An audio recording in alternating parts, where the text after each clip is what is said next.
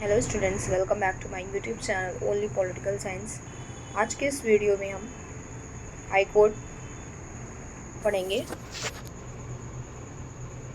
Indian high court, Bharat के उच्च न्यायालय, भारत में उच्च न्यायालय हाई कोर्ट।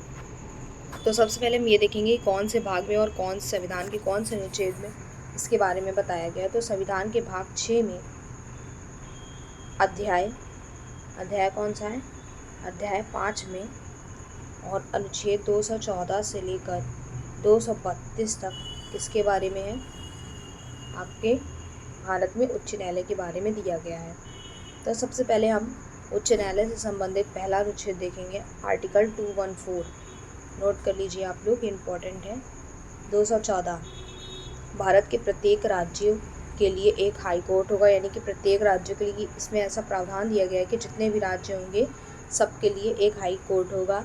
लेकिन 7वें संवैधानिक संशोधन 1956 के द्वारा 7वें संविधान संशोधन 1956 के द्वारा यह प्रावधान किया गया है कि 2 या 2 से अधिक राज्यों या संघ शासित क्षेत्रों के लिए एक ही हाई कोर्ट हो सकता है। मान लीजिए दो राज्य हैं या फिर संघ शासित प्रदेश हैं, तो उनके लिए एक ही हाई कोर्ट हो सकता है। तो यहाँ पर आप इसको भी समझ लीजिए कि आर्टिकल 214 क्या कहता है।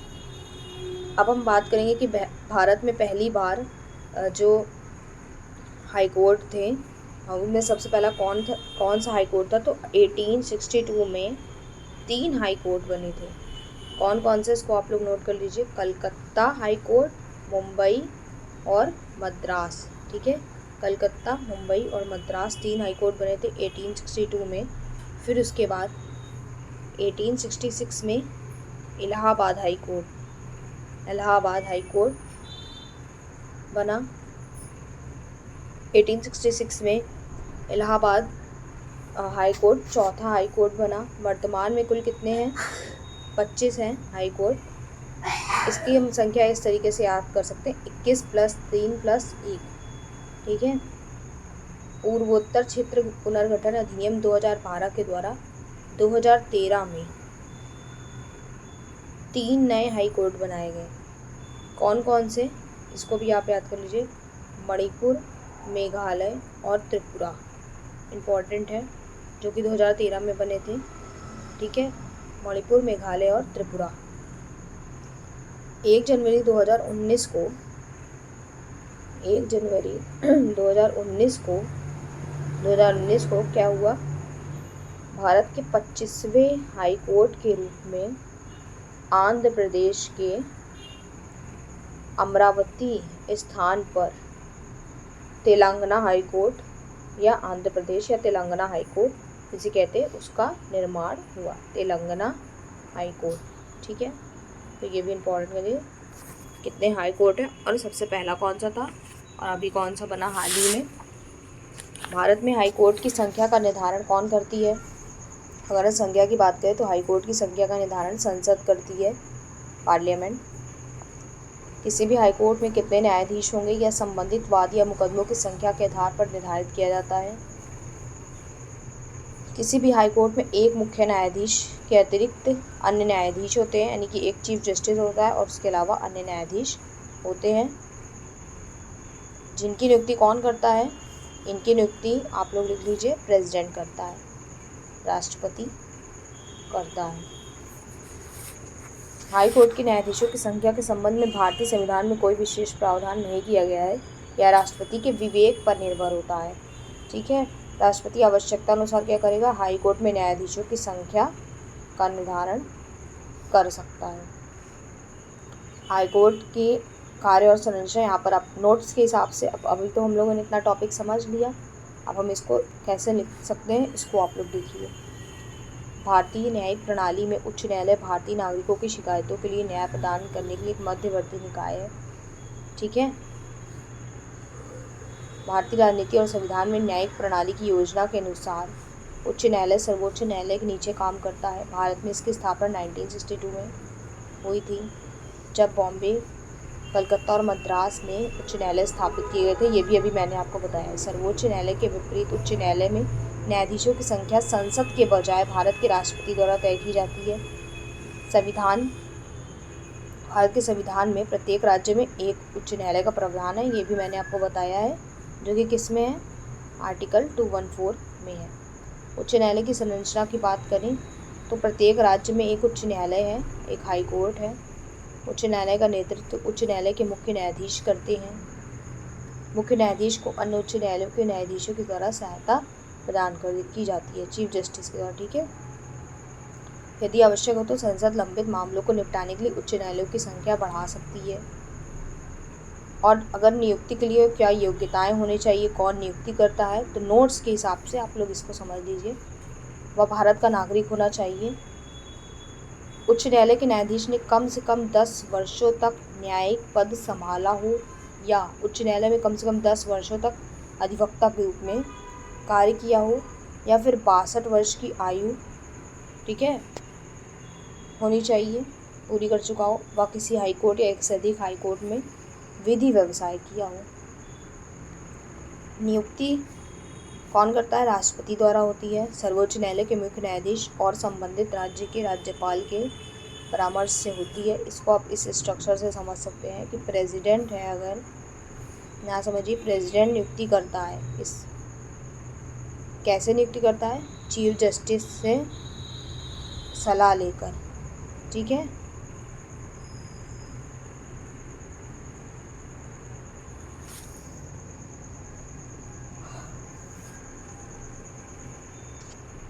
अन्य उच्च न्यायालयों के मतलब सर्वोच्च न्यायालय का जो मुख्य न्यायाधीश होगा उससे और संबंधित राज्य के राज्यपाल से परामर्श से की जाती है। अन्य उच्च न्यायालय के न्यायाधीशों की नियुक्ति के मामले में भी राष्ट्रपति द्वारा सर्वोच्च न्यायालय के मुख्य न्यायाधीश, उच्च न्यायालय के मुख्य न्यायाधीश और राज्य के राज्यपाल से परामर्श के यानी कि 3 लोगों से, CJI सर्वोच्च न्यायालय के, फिर गवर्नर और फिर संबंधित राज्य के जो CJ हैं, चीफ जस्टिस हैं, उनसे परामर्श के द्वारा राष्ट्रपति क्या करता है, नियुक्ति करता है। और हटाने की बात करें तो उच्च न्यायालय के किसी न्यायाधीश को राष्ट्रपति द्वारा सिद्ध दुर्व्यवहार अक्षमता के आधार पर हटाया जा सकता है। उच्च न्यायालय के न्यायाधीशों के खिलाफ महाभियोग चलाने के लिए 2/3 बहुमत की मंजूरी भी आवश्यक है। सेवानिवृत्ति की आयु 62 वर्ष है। उच्च न्यायालय के न्यायाधीशों का स्थानांतरण की बात करें तो राष्ट्रपति उच्च न्यायालय के न्यायाधीशों को एक उच्च न्यायालय से दूसरे उच्च न्यायालय में तभी स्थानांतरित कर सकते हैं जब यह कार्य सर्वोच्च न्यायालय के मुख्य न्यायाधीश के परामर्श से किया जाता है। सर्वोच्च न्यायालय के 4 वरिष्ठतम न्यायाधीशों के परामर्श से, यदि सर्वोच्च न्यायालय के मुख्य न्यायाधीश द्वारा अनुमोदित हो। उच्च न्यायालय के न्यायाधीश जिनका स्थानांतरण किसी अन्य उच्च न्यायालय में होता है अपने वेतन के अतिरिक्त प्रतिपूरक भत्ता पाने के हकदार होते हैं। क्षेत्राधिकार की बात करें तो अधिकार क्षेत्र वह शक्ति जिसका प्रयोग न्यायालय निर्णय देने और कानून को लागू करने के लिए करता है। मूल अधिकार, अपीलीय अधिकार,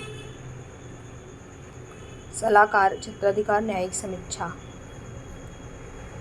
तो कौन कौन से कार्य हैं, तो मूल न्यायाधिकार है। मूल अधिकार क्षेत्र उन मामलों को नियंत्रित करने के लिए शक्ति प्रदान करता है जिन्हें उच्च न्यायालय के अलावा आगे नहीं बढ़ाया जा सकता। उच्च न्यायालय का मूल अधिकार क्षेत्र, ठीक है, यहाँ तक है। फिर अपीलीय क्षेत्राधिकार की बात करें तो यह देश में किसी भी जिला न्यायालय या अधीनस्थ न्यायालय द्वारा दिए गए निर्णय के विरुद्ध अपील के इन मामलों को नियंत्रित करने की शक्ति प्रदान करता है। इन मामलों में शामिल है सिविल और आपराधिक मामले। सलाहकार क्षेत्राधिकार, कोई भी सरकारी विभाग, विधायिका या राज्यपाल किसी विशिष्ट मामले को उच्च न्यायालय के समक्ष विचारार्थ भेज सकता है। यदि उसके पास कुछ विशेष व्यवस्थाएं हो तो ऐसे मामलों को नियंत्रित करने की उच्च न्यायालय की इस शक्ति को सलाहकार क्षेत्राधिकार कहा जाता है। न्यायिक समीक्षा, उच्च न्यायालय को किसी अधीनस्थ न्यायालय द्वारा किसी दिए गए किसी भी निर्णय या आदेश की समीक्षा करने का अधिकार है, जिसका उद्देश्य निर्णय में किसी भी प्रकार की गलती या त्रुटि को कम करना है, न्यायिक समीक्षा कहा जाता है। ऐसा कानून की त्रुटियों, गलत निर्णय और प्रक्रिया में स्पष्ट त्रुटि के मामले में किया जाता है। अधीनस्थ न्यायालय, अन्य अधीनस्थ न्यायालय, घरेलू कोर्ट, आपराधिक न्यायालय, राजस्व न्यायालय। उच्च न्यायाधीशों में अगर हम वेतन की बात करें कि कितना वेतन मिलता है, तो ये देखिए उच्च न्यायालयों का वेतन आर्टिकल 221 के तहत एक उच्च न्यायालय का न्यायाधीश भत्ते और अधिकारों का हकदार होता है। ठीक है, ये थोड़ा पुराना डेटा दिया हुआ है, वेतन अब बढ़ गया है। ठीक है। उच्च न्यायालय भारत के प्रत्येक राज्य और केंद्र शासित प्रदेश में अपीलीय क्षेत्राधिकार के सर्वोच्च न्यायालय है। उच्च न्यायालय अपने मूल सिविल और आपराधिक क्षेत्राधिकार का प्रयोग केवल तभी करते हैं जब अधीनस्थ कानून द्वारा अधिकृत ना हो। उच्च न्यायालय के न्यायाधीश की नियुक्ति भारत के राष्ट्रपति द्वारा संविधान के अनुच्छेद 217 के द्वारा की जाती है। ठीक है। राज्यपाल के परामर्श और मुख्य न्यायाधीश के परामर्श से। अधिकांश उच्च न्यायालयों का काम मुख्य रूप से निचली अदालतों से अपील और भारतीय राजनीति और संविधान के अनुच्छेद 226 और 227 के अनुसार रिट याचिकाओं से संबंधित है। ठीक है। तो अभी हम कुछ आप लोग कमेंट करके बताइए कि वर्तमान में मुख्य न्यायाधीश और उच्च न्यायालय के मुख्य न्यायाधीश और अन्य न्यायाधीशों की क्या वेतन है। अभी हम कुछ इनसे संबंधित कुछ आर्टिकल को सीरियल वाइज समझ लेते हैं कि कौन कौन से जो आपके हैं ना अनुच्छेद। तो जो मैंने अभी आपको बताया कि 214 से शुरू है। ठीक है। जो कि ये कहता है कि भारत के प्रत्येक राज्यों के लिए क्या होगा, एक हाई कोर्ट होगा।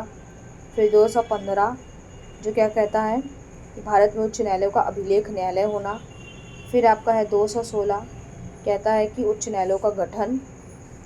217 ये क्या कहता है, राष्ट्रपति हाई कोर्ट के सीजे की नियुक्ति यानी कि मुख्य न्यायाधीश की नियुक्ति सुप्रीम कोर्ट के मुख्य न्यायाधीश एवं संबंधित राज्य के राज्यपाल से परामर्श से करता है। फिर आपका आता है 218 217 का क्लॉज 2 भी है जिसमें यह है कि योग्यताओं से संबंधित है, और 3 में है आयु के संबंध में विवाद होने पर। 218 है जो ये कहता है सुप्रीम कोर्ट से संबंधित कुछ उपबंधों का हाई कोर्ट में लागू होना। 219 शपथ से संबंधित है। 220 न्यायाधीशों पर वकालत करने के लिए क्या है, प्रतिबंध से संबंधित है। 221 वेतन से संबंधित है, अभी भी मैंने आपको बताया। 222 है सीजेआई यानी कि मुख्य न्यायाधीश से परामर्श कर प्रेसिडेंट न्यायाधीशों का क्या करेगा, स्थानांतरण करेगा। नोट कर लिया आप लोगों ने। अब है 222 का 2 क्लॉज 2 वेतन के साथ एक से न्यायालय से उच्च न्यायालय में दूसरे मतलब स्थानांतरण करने पर प्रतिकारात्मक भत्ता प्राप्त करेगा। 223 है कार्यकारी मुख्य न्यायाधीश की नियुक्ति। फिर आता है आपका 224 जो कि ये कहता है कि 224 है, एक मिनट दीजिए मुझे बताती हूँ, अपर न्यायाधीश की नियुक्ति है।